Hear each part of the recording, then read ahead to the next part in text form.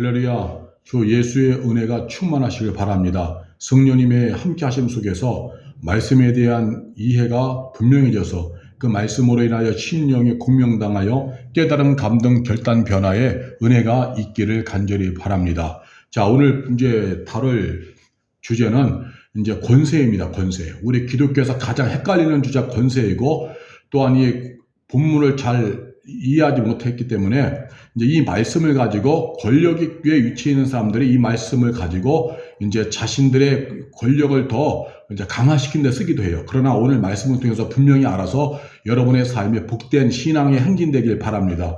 오늘 이제 다룰 본문의 이제 그 본문은 로마서 12장 1절에서 4절의 말씀입니다.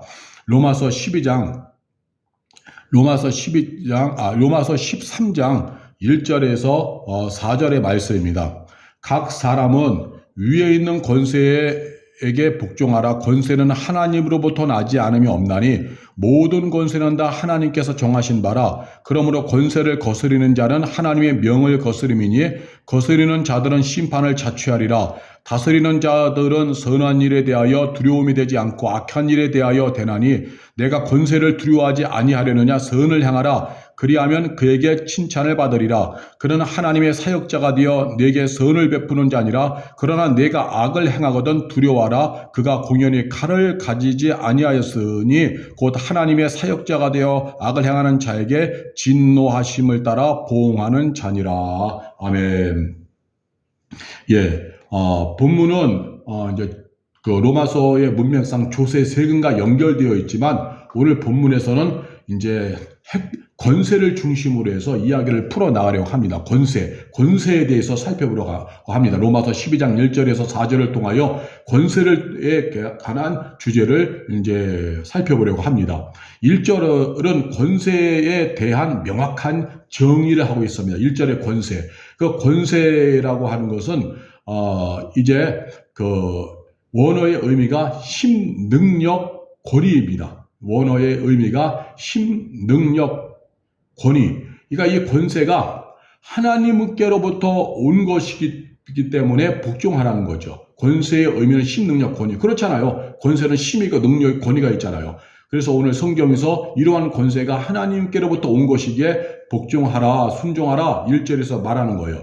1절을 좀 더 이해가 잘 되도록 번역한 새번역 성경으로 보겠습니다. 여러분, 성경 우리가 이제 보편적으로 같이 함께 하는 성경은 개정개혁 성경이지만 이 개정개혁 성경은 옛날 어법이기 때문에 지금 우리가 정말 잘 이해하기가 힘들어요. 문맥도 좀 우리가 이해하는 그런 알고 있는 문맥과도 달라요. 옛날 어법이기 때문에. 그래서 꼭 번역 성경을 봐야 돼요. 새번역 성경, 쉬운 성경만 있어도 정말 이 개정 개혁을 이해할 수 있습니다. 지금 신천지에서 말하고 있는 성경 말씀다 짝이 있다라고 하잖아요. 그것도 개정 개혁으로만 보니까 짝이 있다고 하니까 성경은 다 맞아 떨어진다, 서로 짝이 있다 이렇게 가는 거예요. 근데 신천지뿐만 아니라 오늘날 기독교 안에서도 말씀은 다 짝이 있다, 말씀의 짝 이렇게 얘기하고 믿는 사람들이 많아요.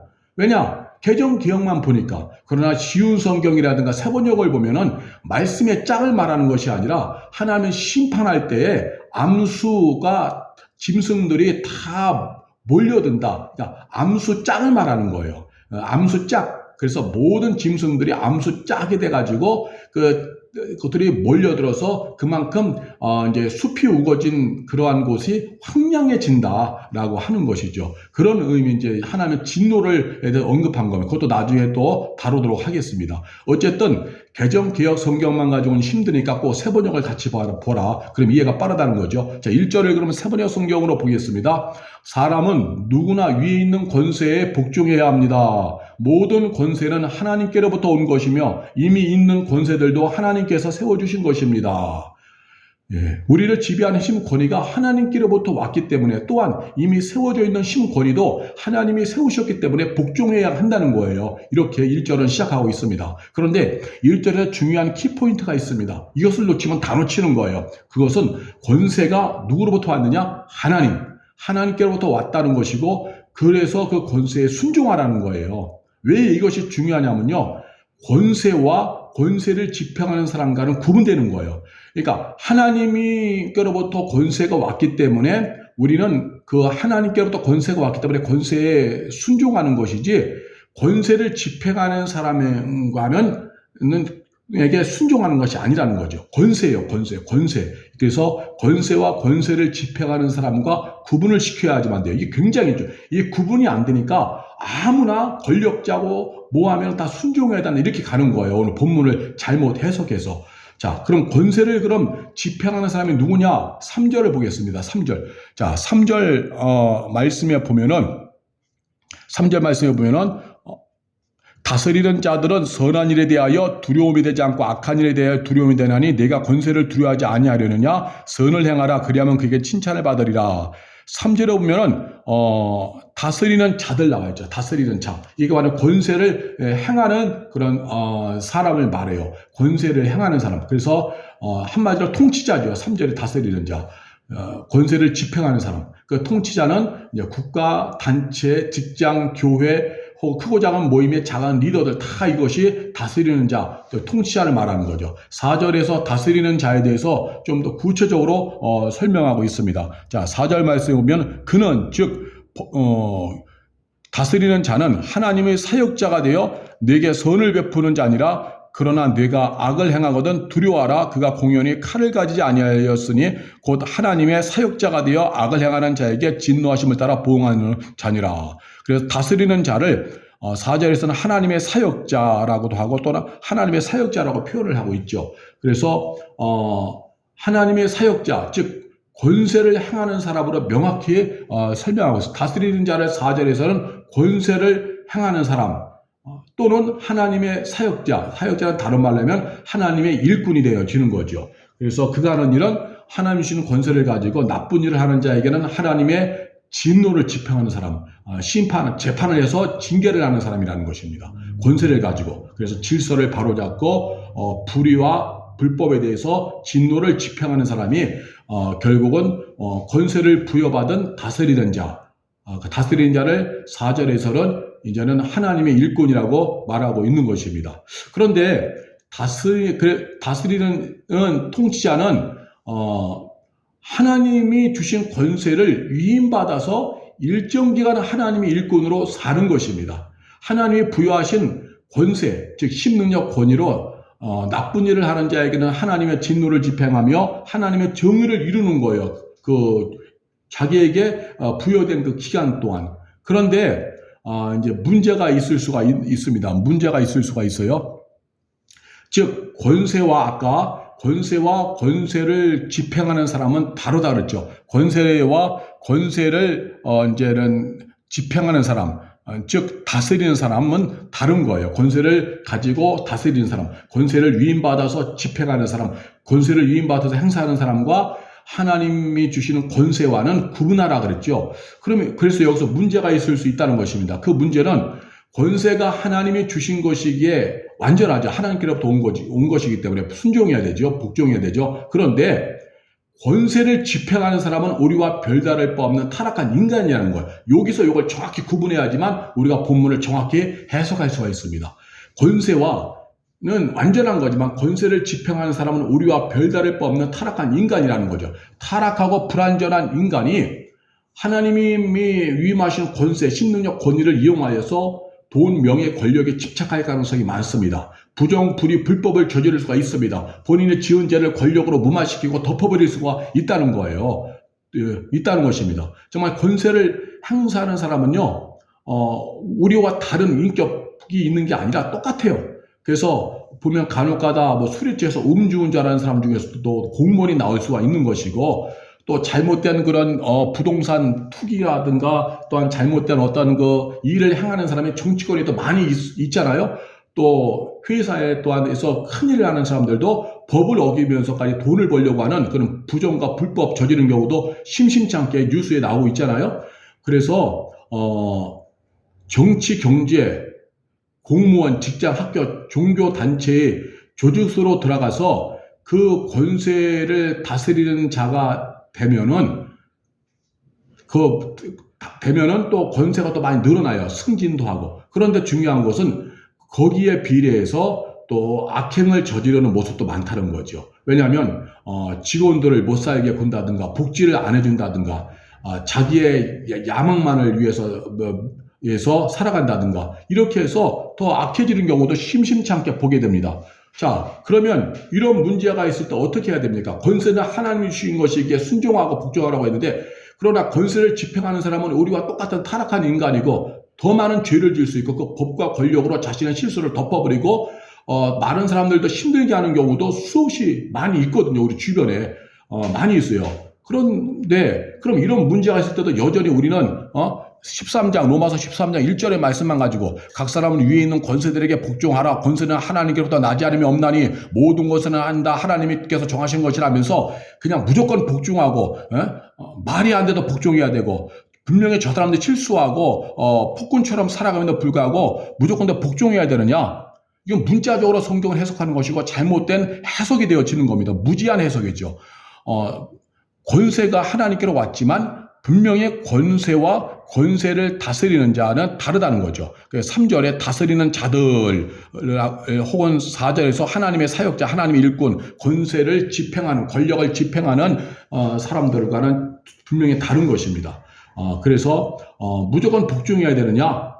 아니라는 거죠. 그 답이 4절에 분명히 나와 있어요. 4절에 나와 있습니다. 다시 4절을 읽으면 그는 하나님의 사역자가 되어 네게 선을 베푸는 자니라. 그러나 네가 악을 행하거든 두려워하라. 그가 공연히 칼을 가지지 아니하였으니 곧 하나님의 사역자가 되어 악을 행하는 자에게 진노하심을 따라 보응하는 자니라. 분명히 나와 있어요.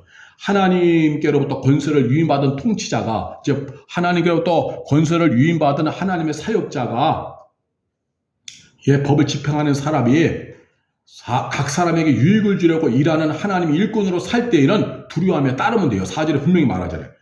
옳은 통치, 옳은 법 집행, 옳은 어떤 리더십을 행사할 때는요, 그 권위를 가지고 옳은 리더십을 행사할 때는 두려워하며 따르면 됩니다. 즉 경찰관이 올바르게 법을 집행한다면 두려워하며 따르면 되는 거예요. 두려워하면 따르면 돼요. 공무원이 올바르게 법을 집행하면요, 그냥 복종하면서 수긍하면서 가면 되는 거예요.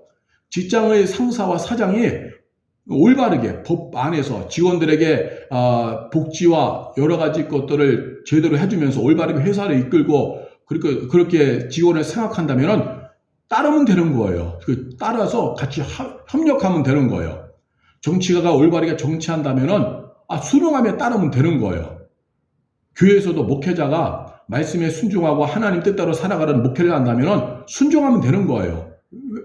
순종하면 되는 거예요. 그러나 권세를 위임받아 다스리는 자가 각 사람에게 유익을 주려고 일하는 하나님의 일꾼으로 살지 않는다면 따를 필요가 없다. 4절에서 분명히 그걸 말하는 겁니다. 4절, 그는 하나님의 사역자가 되어, 권세를 위임받은 그는 하나님의 사역자가 되어 네게 선을 베푸는 자 아니라, 역으로 선을 베풀지 않을 때는 하나님의 사역자가 아니라는 거죠. 하나님이 주는 권세를 가지고 죄를 짓고 악을 행하는 것이죠. 그럼 그 사람을 따를 필요가 없고 두려워할 필요도 없다는 것입니다. 각 사람은 위에 있는 권세에 복종하라고 로마서 13장 1절에서 각 사람은 위에 있는 권세들에게 복종하라고 말씀했으니까 아무 말 하지 말고 무조건 복종해, 무조건 따라. 무슨 말이 그렇게 많아? 이게 아닙니다. 그것은 단순 무식이고 성경을 왜곡한 것이고 잘못 해석한 것입니다. 성경의 문맥을 파악하지 못한 엉터리 해석입니다. 하나님의 뜻을 제대로 이해하지 못한 우둔함이에요. 몇 가지 예를 들어보겠습니다. 칼은 권위와 힘과 능력이 있어요. 칼이 보세요. 칼이 시퍼런 나리손 칼은 권위와 힘과 능력이 있어요. 그 칼이 요리사에게 주어지면요, 맛있는 요리 됩니다. 그 칼을 가지고 맛있는 요리를 만들어요. 야채도 쓸고 고기도 잘 쓸고 생선도 잘 이렇게 다루고 해서 맛있는 요리를 만들기 때문에 사람들은 그 요리사를 셰프님, 셰프 하면서 요리사를 존중합니다. 그런데 그 칼이 강도에게로 들려져서 사람에게 막 그냥 휘둘러 사람을 상치는, 막 상해를 주는 칼이 된다. 그럼 존경해야 돼요? 아니죠.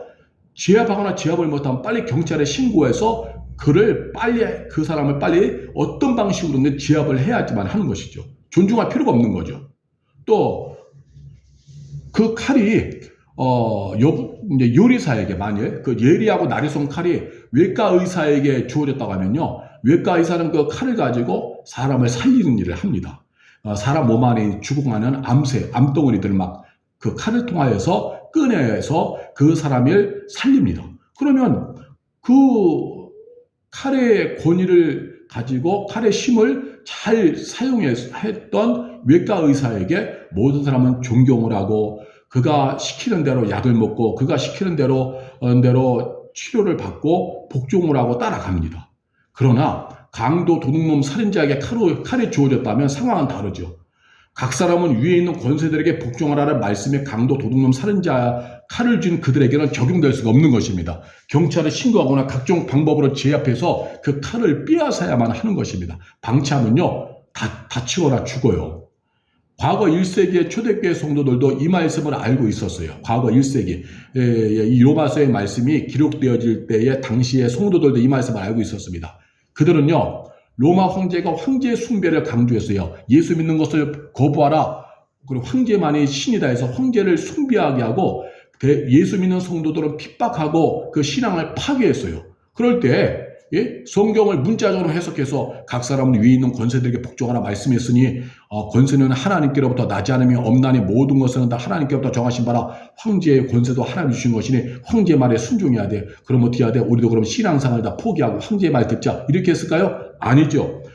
권세는 하나님이 주신 거지만 그 권세, 권력을 집행하고 다스리는 황제는 불신앙이에요. 신앙을 파괴하는 악독한 짓을 저지르는 거예요. 그래서 기독인들은 저항을 합니다.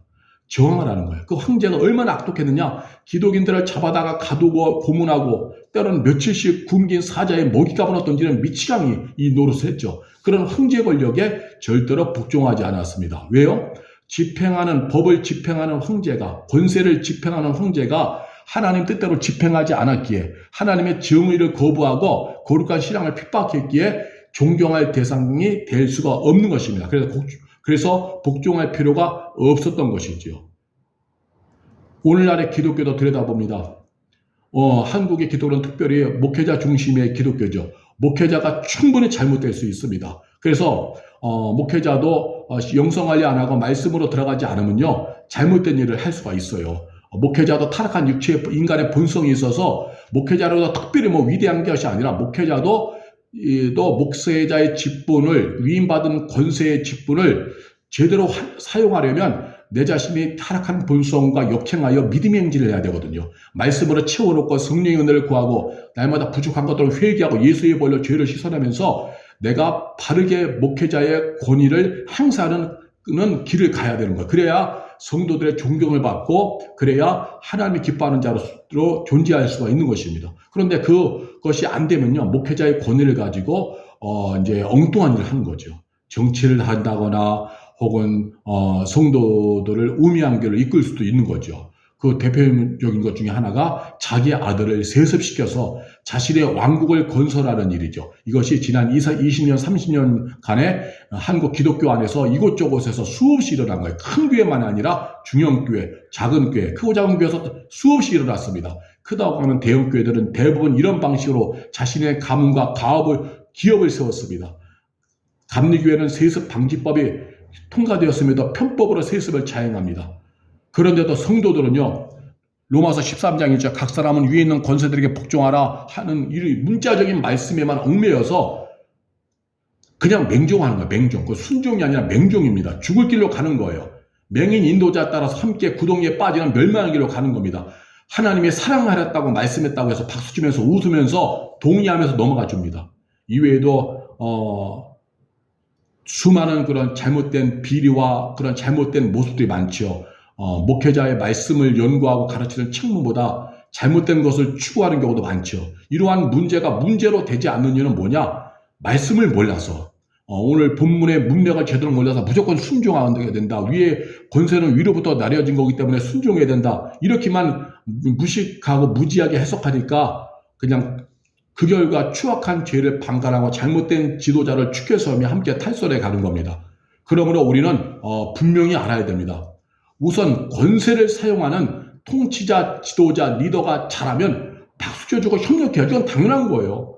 괜히 내 마음에 안 든다고 시기 질투하여 딴지 걸고 헛소문 유포하며 방해하면 안 됩니다. 그것은 죄 짓는 거예요. 정말 제대로 하는 사람, 제대로 하나님이 주신 권위를 행사해서 선을 베푸는 사람, 불법 불의에 대해서는 바르게 징계하고 잘한 사람에게는 칭찬해주는 그런 지도자, 리더에게는 박수 쳐주고 협력하고 순응하며 동역해야 됩니다. 그런데 반대로 권세를 사용하는 통치자, 지도자, 리더가 잘못되면 비판하고 시정을 요구해야 되는 거예요. 비판하고 시정을, 이의를 제기해야 되는 거예요. 불법, 불의, 부패 앞에서 반대할 수 있는 것은 잘못된 일이 절대로 아닙니다. 성경 오늘 문맥을 정확히 보셔야 됩니다. 권세와 그 권세를 위임받아 권세를 집행하는 사람은 전혀 다른 거예요. 권세는 정말 힘이요 능력이 하나님이 주신 거지만 집행하는 사람이 어떠한 상태냐에 따라서 그것은 사람을 죽이는 강도의 칼이 될 수도 있고 사람을 살리는 외과 의사의 수술칼이 될 수 있는 거죠. 그래서 권세를 사용하는 사람의 잘못을 방치하는 것은 거기에 동역하는 것이고 무능한 일입니다. 어떤 경로를 통해서든지 간에 의견을 나누고 더 나은 방향으로 가도록 이끌어야 되는 거예요. 예?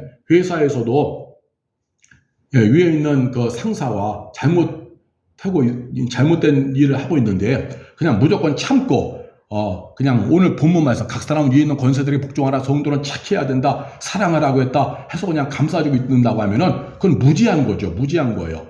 어떤 방법으로든지 간에 이의를 제기해야 하는 것입니다. 지금 우리는 다양한 경로를 통해서 이의를 제기하고 우리가 손해보지 않는 다양한 어떤 그 경로들이 있습니다. 지혜롭게 우리가 그 문제의 시정을 요구해야 되는 것입니다. 자, 그러면 이제 이 글을 통해서 권세와 권세를 위임받아 집행하는 사람에 대해서 명확한 이해가 되었으면 합니다. 특히 우리나라는요, 유교의 수직 문화가 있어요. 유교 문화가 정말 우리나라에 뿌리 깊어요. 유교의 수직 문화, 상명하복 문화, 집단주의 문화가 강합니다. 윗사람의 말에 무조건 순종해야 한다. 나이 든 사람이 말이 최고다. 예? 그 집단 안에서 권력을 가진 사람, 윗사람이 최고다. 이런 게 있어요. 위에 사람은 말하고 밑에 사람은 그냥 듣기만 하고 따르기만 하면 된다. 이렇게 하는 거예요. 그래서 윗사람에게 윗사람 앞에서 말 안 하고 말 잘 듣고 착하게 사는 것이 인생을 잘 사는 것이라고 진리처럼 말합니다. 그러나 이거는 잘못된 거죠. 잘못된 문화입니다. 그러나 기독교가 이미 들어간 유럽과 미국은 다르죠. 그들의 삶은 개성이 있어서 이 안위와 예우를 할 수 있는 분위기가 된 것 같습니다. 그러므로 이제 오늘 이 말씀을 듣는 청취자여, 말씀을 통하여서 자유하시길 바랍니다.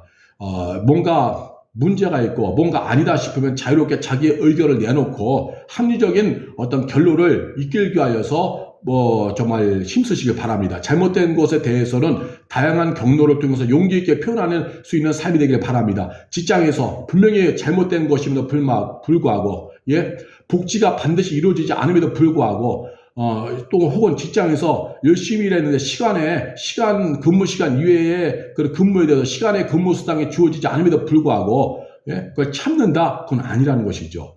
그래서 권세를 행하는 리더와 그와 함께하는 사람이 함께 발전하면서 행복해지기 위하여서 우리는 정말 합리적인 토론이 있어야 되는 것이고, 그리고 때로는 아닌 것에 대해서는 정확하게 거기에 대해서 리액션을 취해야 하는 것입니다. 그렇게 함에도 불구하고 그 권세를 집행하는 사람, 권력을 가진 사람이 꽉 막힌 사람이 돼가지고 이게 통하지 않는다. 그렇게 얘기를 해도 오히려 무시하고 나를 짓밟으려고 한다. 그러면 함께 갈 수 없기 때문에 나는 다른 길을 찾아 나서면 됩니다. 그 직장에서 정말 이건 아니다 싶으면은, 더 이상 통하지 않는다 싶으면 나는 또 다른 직장을 구하면 되는 것이죠. 그 모임이 정말 변질되어야 하는 모임이어서 내가 뭔가 얘기했더니 안 통하고 또 얘기했더니 또 안 통하고 오히려 나를 또 왕따시킨다, 매도했다. 그러면 그 모임을 나오면 되는 것이죠. 교회도 마찬가지입니다.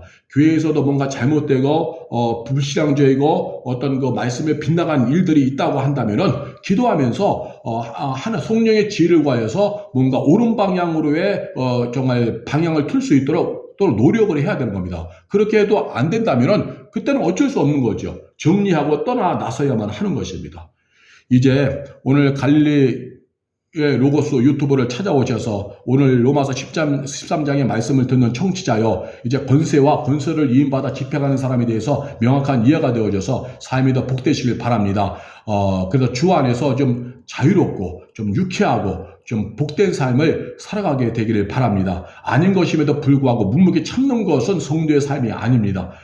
주 안에서 개성이 있고 창의력이 있고 정말 주 안에서 유쾌한 그러한 성도의 삶이 되어지기를 바랍니다. 혹여나 또한 이 방송을 청취하는 중에서 권세를 위임받은 크고 작은 리더라고 한다면은 주 안에서 바른 그러한 삶을 살아가시길 바랍니다. 나의 권세를 위임받은 나의 모습을 통하여 어느 누구에게 불행이 된다면은 그것은 정말 죄짓는 행위입니다. 그래서 사람을 죽게 하는 일을 하는 것이 아니라 사람을 살리는 일, 사람을 세워주는 일을 하는 그러한 권세를 위임받은 사람의 길을, 리더의 길을 가게 되시기를 바랍니다. 오늘 이 귀한 말씀을 통하여서 영적으로인 가치와 세계관이 확장되어지고 또한 그래서 하나님의 뜻을 이루면서 살아가는 복된 신앙의 행진이 되기를 바랍니다. 할렐루야. 오늘도 무더운 여름철에 주 예수로 더 나뉘어지는 은혜와 성령님의 돌보심의 은혜가 충만하기를 축원합니다. 감사합니다.